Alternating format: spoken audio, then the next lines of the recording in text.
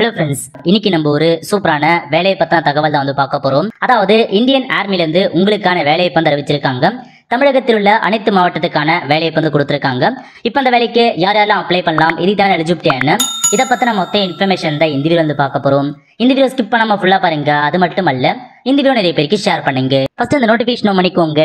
இதுக்கான லிங்க் நான் டிஸ்கிரிப்ஷன் கொடுத்துறேன். அதாவது சென்னை இருக்கு பாருங்க, அங்கிருந்து உங்களுக்கான வேலையை அறிவிச்சிருக்காங்க. இதை பார்த்தா உங்களுக்கு ஜோன் வைஸா பிரிச்சு கொடுத்திருக்காங்க. சென்னை ஜோனை பொறுத்த வரைக்கும் வெள்ளூர், திருப்பத்தூர், ராணிப்பேட்டை, விழுப்புரம், கள்ளக்குறிச்சி, சென்னை, கடலூர், திருவண்ணாமலை, திருவள்ளூர், காஞ்சிபுரம், செங்கல்பட்டு இந்த டிஸ்ட்ரிக்ட் எல்லாமே நீங்க சென்னை ஜோன்ல அப்ளை பண்ற மாதிரி இருக்கும். அதே மாதிரி பார்த்தா கோயம்புத்தூர் ஜோனுக்கு கொடுத்துருக்காங்க பாருங்க.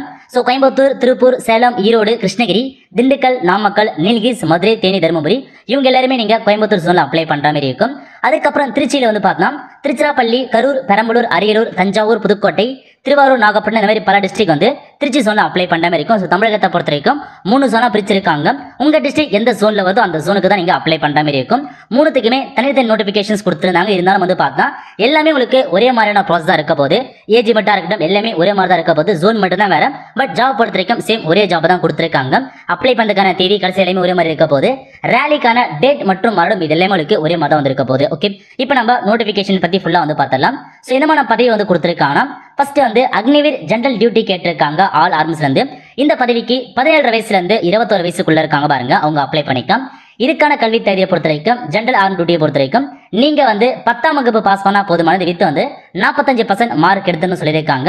அது மட்டும் இல்லாம candidate with valid light motor வெஹிக்கிளுக்கான லைசன்ஸ் வச்சிருக்காங்க பாருங்க, அவங்களுக்கு ப்ரிஃபரன்ஸ் வழங்கப்படும் சொல்லியிருக்காங்க. ஸோ நீங்க LMVக்கான டிரைவிங் லைசன்ஸ் வச்சிருக்கீங்கன்னா உங்களுக்கு முன்னுரிமை வழங்குறாங்க. லைசன்ஸ் இல்லாதவங்க நீங்க அப்ளை பண்ணலாம், பட் வச்சுதான் உங்களுக்கு முன்னுரிமை ப்ரிஃபரன்ஸ் கொடுக்குறாங்க. ஓகே, அதுக்கு என்ன பதவி கொடுத்துருக்காங்கன்னா அக்னிவீர் டெக்னிக்கல் கேட்டிருக்காங்க. இதுக்கான கல்வி தேதியை பொறுத்த வரைக்கும் நீங்க 12th பாஸ் பண்ணிடணும். வித் பிசிக்ஸ், கெமிஸ்ட்ரி, மேக்ஸ் மற்றும் இங்கிலீஷ்ல 12th சப்ஜெக்டா எடுத்து படிச்சு நம்ம அப்ளை பண்ண முடியும். So 12th physics, chemistry, maths மற்றும் இங்கிலீஷ் நீங்க ஒரு சப்ஜெக்டா எடுத்து படிச்சு அப்ளை பண்ணிக்கோங்க. அல்லது 6 கொடுத்துருக்காங்க. சேம் அதே மாதிரி தான் 12th பாஸ் பண்ணிக்கணும்.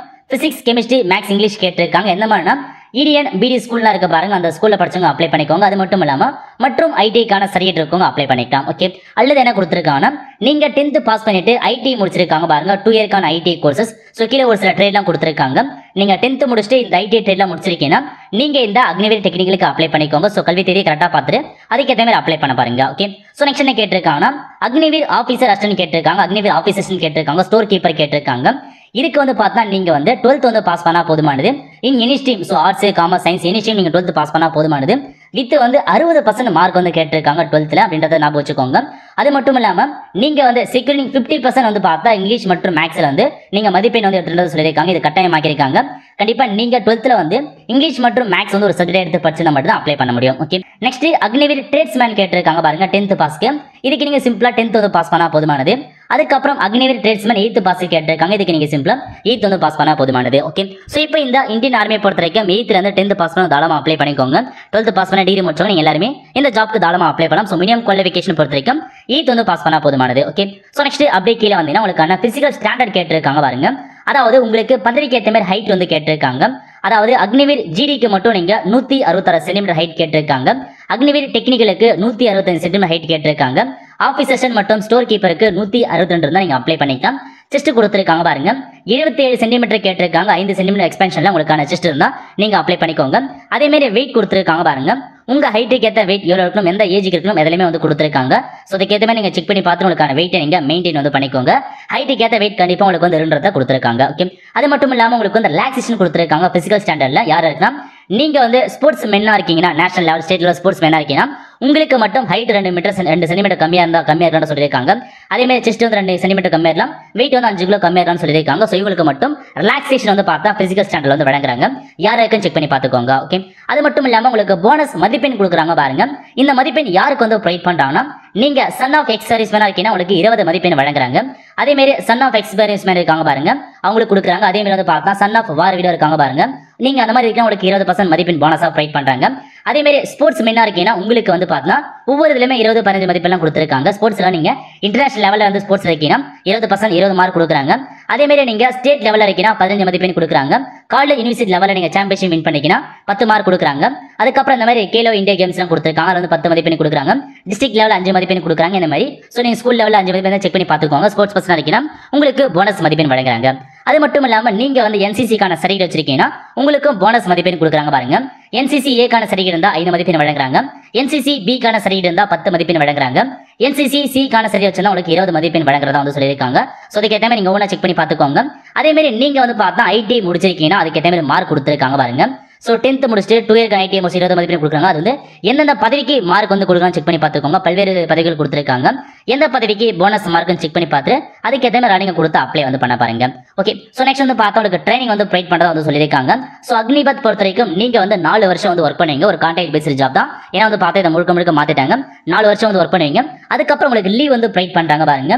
இயர்லி உங்களுக்கு 30 நாட்கள் லீவ் வழங்குறாங்க. அது மட்டும் இல்லாமல் ஸோ நோய் சிக் லீவ் வந்து ப்ரொவைட் பண்ணுறதா வந்து சொல்லியிருக்காங்க. அது மட்டும் இல்லாமல் உங்களுக்கு வந்து பார்த்தா அலவன்ஸ் ப்ரொவைட் பண்ணுறாங்க. அலைட் பெனிஃபிட் இந்த மாதிரி நிறைய எக்கச்சக்கமாக வந்து கொடுக்குறாங்க. உங்களுக்கு வந்து நிறைய பெனிஃபிட் வந்து இருக்க போகுது.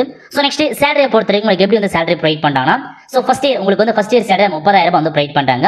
அதில் 70% அமௌண்ட் 20,000 கை கொடுத்துருவாங்க. மீதி இருக்க 30% 9,000 அவங்க வந்து பிடிச்சி வச்சுட்டு கவர்மெண்ட் 9,000 உங்களுக்கு வந்து பே பண்ணுவாங்க. இந்த மாதிரி ஒவ்வொரு வருஷம் வந்து பார்த்தா 70% அமௌண்ட் வந்து ப்ரொவைட் பண்ணுவாங்க. மீதி இருக்கு 30% அமௌண்ட் அவங்க சேவ் பண்ணி வச்சுட்டு திரும்ப ஒரு 30% அமௌண்ட் உங்களுக்கு வந்து போட்டு 4 வருஷம் முடிஞ்சதுக்கப்புறம் சேவாநிதி பேக்கேஜ் மூலமாக உங்களுக்கு 10 லட்ச ரூபாய் வந்து கையில் கொடுத்து அனுப்புவாங்க. இந்த சேலரி இல்லாமல் நீங்கள் 4 வருஷம் முடிஞ்சதுக்கப்புறம் 10 லட்ச ரூபாய் உங்களுக்கு கையில் வந்து கொடுத்து அனுப்புவாங்க. ஸோ இதான் உங்களுக்கான சேலரி பேக்கேஜை வந்து அறிவிச்சிருக்காங்க. ஓகே, அது மட்டும் இல்லாமல் உங்களுக்கான இன்சூரன்ஸ் கிளைம் பண்ணுறாங்க, டெத்துக்கான இன்சூரன்ஸ் கிளைம் பண்ணுறாங்க. இந்த மாதிரி பல்வேறு பெர்சன்ட் இருக்க போது அக்னிவீருக்கான ஸ்கில் சர்டிஃபிகேட் வேற வந்து ப்ரொவைட் பண்ணுறாங்க. இதெல்லாம் நீங்கள் முடிச்சதுக்கப்புறம் ஓகே, அதுக்கப்புறம் இந்த ஜாப்க்கான செலக்ஷன் ப்ராசஸ் கொடுத்துருக்காங்க. மொத்தமாக வந்து பார்த்தா 2 விதமான ஃபேஸ் இருக்க போது. ஃபேஸ் 1ல உங்களுக்கான ஆன்லைன் எக்ஸாமினேஷன் வைக்கிறாங்க. ஃபேஸ் 2 பொறுத்த வரைக்கும் ரேலி வந்து இருக்க போது. ஓகே, முதல்ல ஃபேஸ் 1ல எக்ஸாமினேஷன் தான் வைக்கிறாங்க. அதுக்கு நீங்கள் ஆன்லைனில் அப்ளை பண்ணதுக்கப்புறம் எக்ஸாம் நடக்கும். ஸோ எக்ஸாமில் போயிட்டு எங்கே உங்களுக்கு அலோகேட் பண்ணுறாங்களோ அங்கே போயிட்டு உங்களுக்கான எக்ஸாமினேஷன் வந்து எழுதுற மாதிரி இருக்குன்றதை தெளிவாக கொடுத்துருக்காங்க. ஸோ அதுக்கப்புறம் அது முடிச்சதுக்கப்புறம் உங்களுக்கான ஃபேஸ் 2 வந்து ஃபிசிக்கல் டெஸ்ட் மாதிரி வந்து வைப்பாங்க. அதை நான் வச்சுக்கோங்க. அதுக்கான இன்ஸ்ட்ரக்ஷன் கொடுத்துருக்காங்க பாருங்க. ஸோ இந்த மாதிரி டாக்குமெண்ட்ஸ் எடுத்துட்டு போகணும் எல்லாமே வந்து கொடுத்துருக்காங்க. இந்த மாதிரி எஜுகேஷன் குவாலிஃபிகேஷன் டாக்குமெண்ட் எல்லா டாக்குமெண்ட்ஸுமே நீங்கள் எடுத்துட்டு போகிற மாதிரி இருக்கும். ஃபிசிக்கல் அப்போ ஏன்னா ஃபிசிக்கல் அப்போ தான் டாக்குமெண்டிகேஷன்ஸ் வந்து கூப்பிடுவாங்க. ஃபிசிக்கலில் டாக்குமெண்டிகேஷன் ஃபர்ஸ்ட் இருக்கும். அதில் ஒரிஜினல் டாக்குமெண்ட் சப்மிட் பண்ணுற மாதிரி இருக்கும். அது முடிஞ்சதுக்கப்புறம் என்ன கேட்பாங்கன்னா ஸோ ஃபிசிக்கல் எஃபிஷியன்சிக்கான டெஸ்ட் வந்து வைப்பாங்க. இந்த மாதிரி டெஸ்ட் வந்து இருக்க போதுனா இதை கொடுத்துருக்காங்க பாருங்க. அதாவது ஃபர்ஸ்ட் வந்து பார்த்தா ரன்னிங் ரேஸ் வைப்பாங்க. குரூப் 1 குரூப்பாக பிரிச்சு ரன்னிங் ரேஸ்க்கான டைமிங் கொடுத்துருக்காங்க. எத்தனை கிலோமீட்டர் வரணும்னு கொடுத்துருக்காங்க. அதே மாதிரி எவ்வளோ புஷ்அப் எடுக்கும் எவ்வளோ புல்அப்ஸ் எடுக்கும் அதெல்லாம் கொடுத்துருக்காங்க பாருங்க. அப்புறம் வந்து பார்த்தா 9 ஃபீட் டிச் பண்ணணும், ஜிக்ஸாக் பேலன்ஸ் எல்லாமே வந்து பண்ணுறதை கொடுத்துருக்காங்க. இதுதான் உங்களுக்கான ஃபிசிக்கல் டெஸ்ட்டாக வந்து இருக்க போது. இது முடிச்சதுக்கப்புறம் ஃபிசிக்கல் மெஷர்மெண்ட் டெஸ்ட் வைப்பாங்க. அதுக்கப்புறம் மெடிக்கல் டெஸ்ட் வைப்பாங்க. எல்லாத்தையுமே நீங்கள் வந்து கிளியர் பண்ணிட்டீங்கன்னா உங்களுக்கான ஜாப் வந்து கன்ஃபர்மேஷன் ஆகும். ஸோ இதான் நோட்டிஃபிகேஷன் கொடுத்துருக்க மொத்த இன்ஃபர்மேஷன். ஸோ தெளிவாக படிச்சு பார்த்து அப்ளை பண்ணுறவங்க அப்ளை வந்து பண்ண பாருங்க. ஸோ அப்ளை பண்ணுறதுக்கான டேட்டை பொறுத்த வரைக்கும் 13 பிப்ரவரி 2024 இருந்து 22 மார்ச் 2024 வரைக்கும் கொடுத்துருக்காங்க. அதுக்குள்ள இந்த ஜாப் நீங்க ஆன்லைன் மூலமாக அப்ளை பண்ணிக்கோங்க. எக்ஸாமுக்கான தேதியை பொறுத்த வரைக்கும் 22 ஏப்ரல் 2024 அன்னைக்கு தான் உங்களுக்கான எக்ஸாம் வந்து நடக்க போகுது. ஓகே, ஸோ இதான் எல்லா நோட்டிஃபிகேஷன் கொடுத்துருக்க மொத்த இன்ஃபர்மேஷன். அவ்வளோ ஃப்ரெண்ட்ஸ், கண்டிப்பாக இந்த செலக்ட் பண்ணுங்க. அது மட்டும் அல்ல இந்த நிறைய பேருக்கு ஷேர் பண்ணுங்க. அடுத்து ஒரு நல்ல சந்திப்போம். நன்றி, வணக்கம்.